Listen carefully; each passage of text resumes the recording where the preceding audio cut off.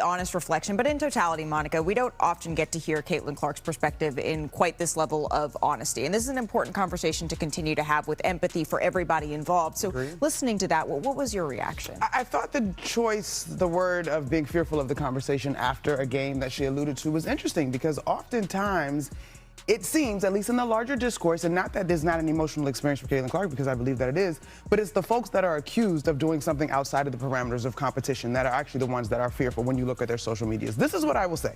Caitlin Clark is 24. She is a shining star in the galaxy of the WNBA. But I do think as she continues to matriculate through this league, there's room for a little bit more accountability and self-awareness in terms of her role in the larger sisterhood, if she sees it that way, in the WNBA. But Malika, I agree with her 100%. It is certainly exhausting for all of us who really want to celebrate where this league is and the beautiful basketball that is being played. This larger discourse that can be very disappointing. Yeah, and I think that we all have a responsibility in seeing where we fit in that discourse, and what we are working to do on this show is focus in right there on the game that we all love so very much, and that's what we're going to do. Monica McNutt. Caitlin Clark was standing right in front of you Saturday night. You criticized her. Less than 24 hours later. That's a choice. Monica McNutt spent Saturday evening just feet away from Caitlin Clark at All-Star Weekend in Chicago. She had a mic, she had access.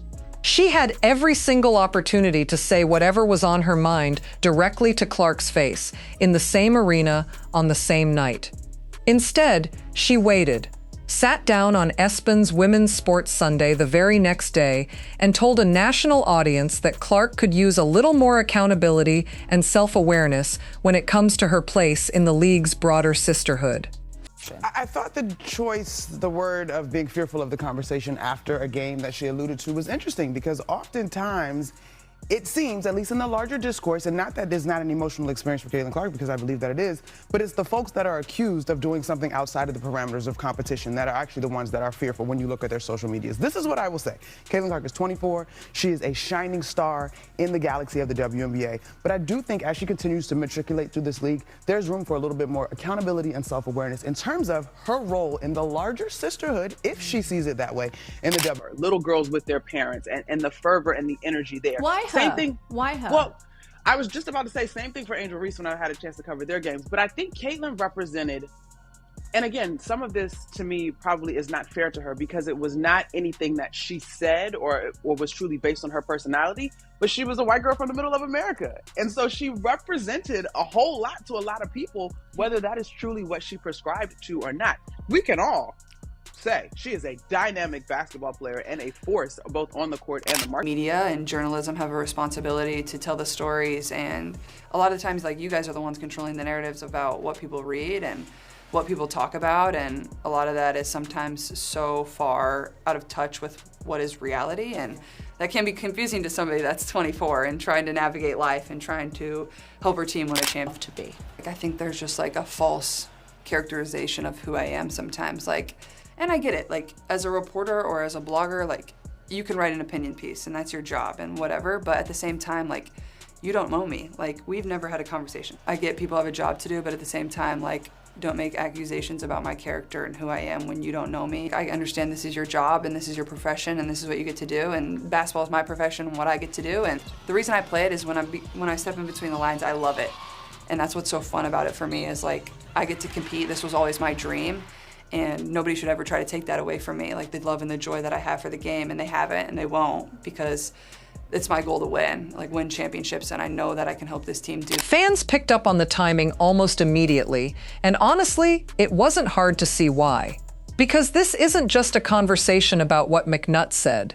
It's about the moment she chose to say it. There's a real difference between honest criticism delivered face-to-face and a delayed public call-out dropped on television after the cameras from the actual event had already been packed away and the lights turned off.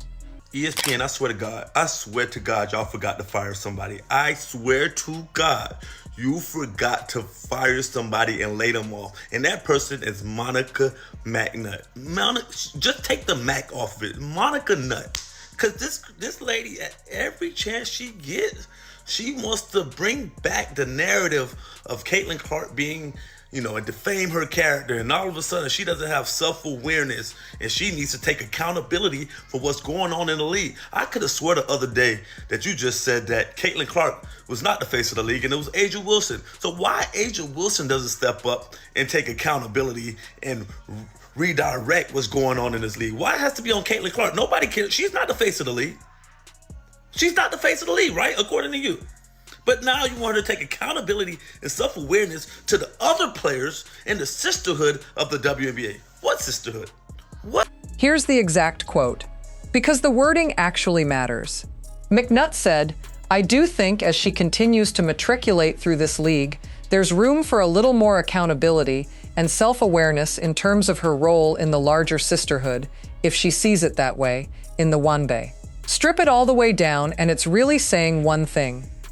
Caitlin Clark isn't contributing enough off the court, and that responsibility falls on her." This league, and they're the one that's causing everything that goes on around to the other players. The threats, the this, the that is Caitlin Clark fans. That's what she just did. That's the narrative you spew. That's the one you keep pushing. Caitlin Clark came out in her interview and she said, "Hey guys, it's a lot of pressure on me that I have to figure out everything for everybody. Whatever I say, it gets taken another way. However I play, it gets taken another way. I'm not that person that y'all are trying to make me out to be. I just want to hoop. Let's keep it basketball. I want to play basketball. And every chance y'all get, even though y'all are saying that the media need to take more accountability and redirecting it to basketball, Monica McNutt for ESPN, the Nut, gets on there, and the first chance she gets, she takes shots." The issue is Clark never volunteered to be the sisterhood's ambassador. She signed up to compete, to win games, and to build a career on her own terms. And every time she's been pulled into conversations about the drama surrounding her, she's done everything she can to bring the focus back to basketball. So when someone with a major platform stands up and says she needs greater self-awareness about a role nobody ever officially gave her, that's not commentary. That's a job description handed down without consent, followed by a public performance review for not living up to it. WNBA and all the people that follow the WNBA and try to promote the WNBA don't understand that Caitlin Clark's game resonates with us. I say this every day, and every day I got to deal with somebody else dumb in the media. Caitlin Clark's game resonates because she's got flair, she's got flash, she's got style. I said this before, and I'll say this again. We saw Sue Bird's game. We saw Diana Taurasi's game. Kim Mulkey was Sue Bird before Sue Bird became Sue Bird. We've seen it. We haven't seen Caitlin Clark. The folks that cover the NBA, these people that play in the NBA, these people that cover the NBA, I said these people, all of you, black, white, green, purple. Why don't you understand a very simple thing? Her game is dynamic. Diana Taurasi was like a jackass to Caitlin Clark. Why? Her game is what people are drawn to. And then you go to the personality. Her game is different than any WNBA woman. And here's what makes it land even harder. McNutt used the word matriculate, as if Clark is still somewhere in the middle of orientation. This is a former National Player of the Year, an Olympic gold medalist, and by most accounts, the most transformative rookie this league has ever produced. She's not a first-year player trying to figure out the locker room dynamics.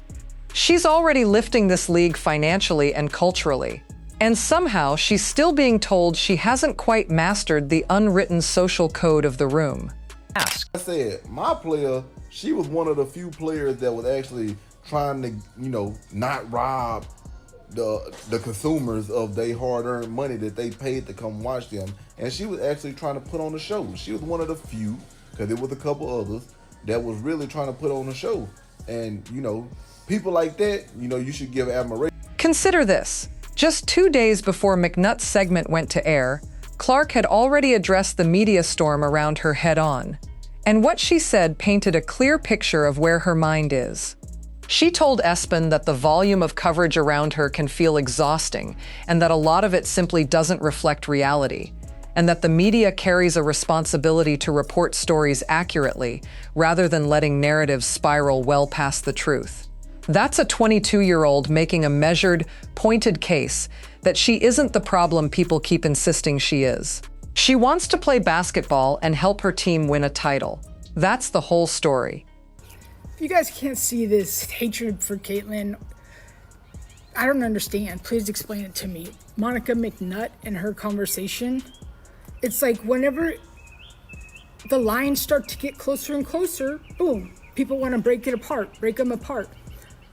Caitlin, I thought, had a great interview, and it was actually quite brave of her to say, I'm sometimes scared after a game because I don't know what you guys are going to ask me. Yeah. You don't, she doesn't know. Somebody else gets off the court, AB, anybody, they get asked about the game. Caitlin, anything can go. And did you hear that guy up there yelling for you? Did you hear this about, see that t-shirt? What do you think about that? I thought it was very brave of her to say that. And then you have this. And on the floor, that's exactly what she delivered. Clark helped lead Team Spoon past Team Coop 129 to 122 in what was widely considered one of the most entertaining all-star showcases the league has hosted in recent memory. By every measure, that weekend was about the game first. She wasn't holding court on locker room politics. She wasn't lobbying for any cause. She was playing ball the exact same way she has since her college days. The same way that built her entire following from the ground up. Fans connected with her because she pulls up from 30 feet and makes it look routine. So when the conversation shifts again from what she does with a basketball to what she supposedly owes people emotionally, it feels like a betrayal of the audience too. They showed up for the game. What they keep getting served is a drama series instead. And that's what we're going to do over the course of this Now, keep in mind, y'all, this came directly after Caitlin Clark did her interview speaking on the people that get on TV and say stuff like this. This came right after that. And then Doofus gets up there and says this, a bunch of malarkey, continuing to carry on the exact same things Caitlin was talking about. And then people talking about sisterhood. Bro, this is a job. Just like all y'all that's watching this. You go to your job, you clock in, you do what you gotta do, you go home. Just like they clock in, go to practice, go home. Clock in, play the game, go home. Of course you got your treatment, all that, but still, that's just what it is. It's a job. This whole sisterhood stuff is part of the problem. Because the sisterhood want to hate on Caitlin for benefiting the sisterhood just because she don't want to bend the knee and kiss feet and two cheeks. Y'all be in y'all feelings. So I'm going to ask this question like I asked again. If we talking about basketball plays, so why hasn't, I'm going to use Olivia Miles and Paige Beckers because they are top ball handlers in the WNBA. And this isn't some isolated comment McNutt made out of nowhere. She's been here before with Clark. Back in 2025, she faced backlash after suggesting Clark deserved only 60% of the credit for Indiana making the playoffs. A take that left fans questioning why her impact was being trimmed down in real time while her team was actively winning games. Pattern recognition isn't paranoia when the pattern just keeps showing up.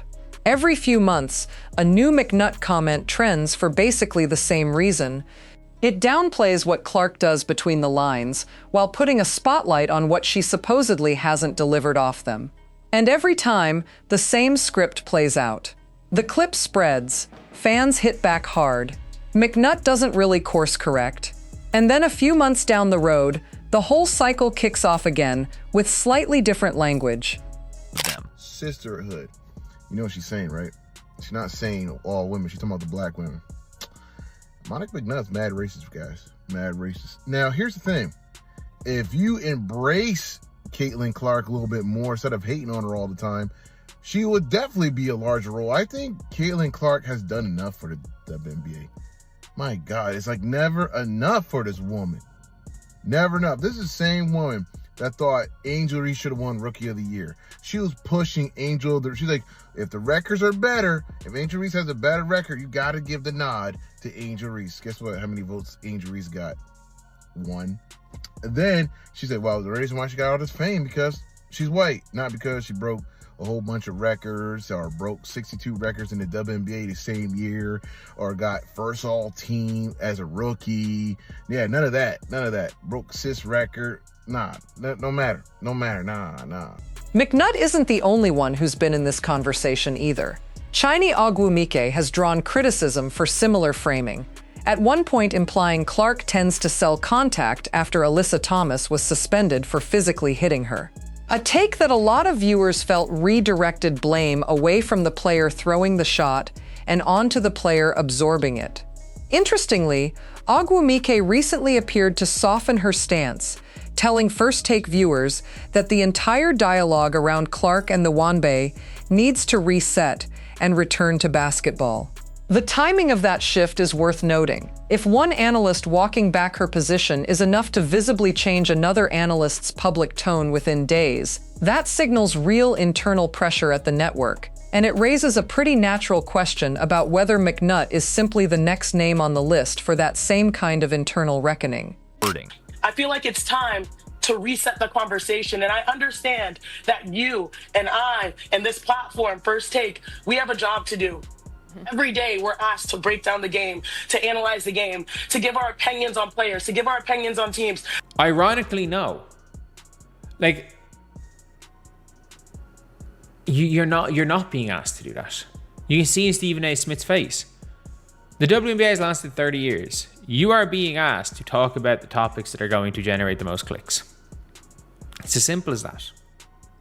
Which often isn't basketball. And you had an ability in 2024 to make the conversation about basketball, and you all failed. Everyone failed miserably. Everyone failed miserably. Pull back far enough, and a pattern bigger than any one analyst's opinion starts to come into focus. Over the last several weeks, Clark has been compared unfavorably in print to things completely unrelated to the sport. She's been accused of skipping events for reasons that were simply never true. When she takes a hard foul, and there's been no shortage of physical contact this season, including shots to the face and grabs to the throat, the story somehow finds a way to circle back to what Clark still needs to fix about herself. That's the double standard fans keep pointing to. She absorbs a foul, and the follow-up becomes about her attitude. She gets criticized unfairly, and the response becomes about whether she's showing enough grace under pressure. It's a setup with no exit ramp, and fans have moved past quietly simmering in the comments. They're naming it out loud now. Caitlin Clark has never said she's the face of the league. Caitlin Clark has never made anything about race. The only thing Caitlin Clark happens to be is white and play a very different brand of basketball and went to Iowa. She played the game differently from other white and black players and played a style of basketball that I hadn't seen a female play. That's why I fell in love with her. And all she has done is elevated the league, the game. She's got them the collective bargaining agreement. She's gotten them to fly private. She's behind closed doors argued has come out for player increases. The NBA asked her to do the three-point contest. She said, no, I won't do that. I'll do the female version first. All she has done is advocated for the WNBA. Whenever she's asked, she said, thank you to the players who came before. She wants to succeed in this league, and she's just basically been... To be fair, no one has actually filed a legal complaint. No case is sitting in front of a judge anywhere. What's really happening is fans channeling their frustration through the vocabulary of accountability. The very same word McNutt turned on Clark, now pointed squarely back at ESPN and its on-air talent.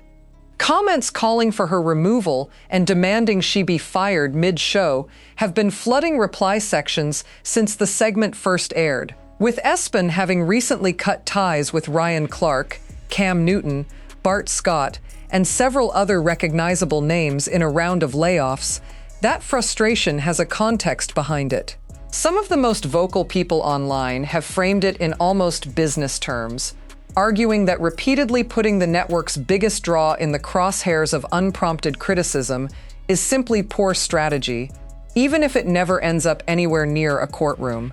How much longer is Monica McNutt going to get away with tearing down Caitlin Clark? Caitlin Clark has done more for the league than arguably anybody in the history of the league. Caitlin said this past week that she's exhausted from the media, straight up. And I was like, who can really change the narrative and sit down with Caitlin and let her just spill everything? And I think that person would be Alex Cooper. And according to Kelsey Trader's, Caitlin Clark does have a chance of being a guest on Call Her Daddy this year. She's got an 8% chance this year, better than 0. But back to Monica McNutt. At what point is ESPN going to step in and say, hey, what you're doing, tearing down this woman in so many instances is...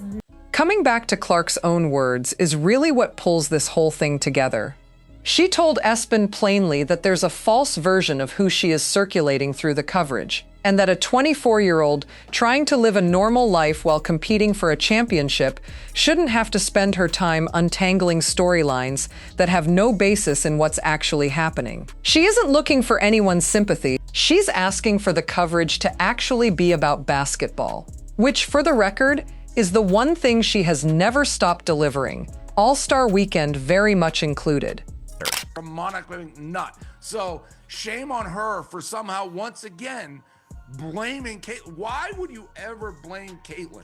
What has she done that you say she owes it to these other women in the league to be better? Where? How? What? All she has done is risen this league. At its core, that's what this entire debate really comes down to. Clark keeps showing up, keeps performing, and keeps trying to steer every conversation back to the game. And every time she does, someone behind a broadcast desk finds a fresh angle to make it about something else. Whether McNutt faces any real consequences from ESPN is still an open question, but the reaction from fans this past week sends one message that's hard to miss.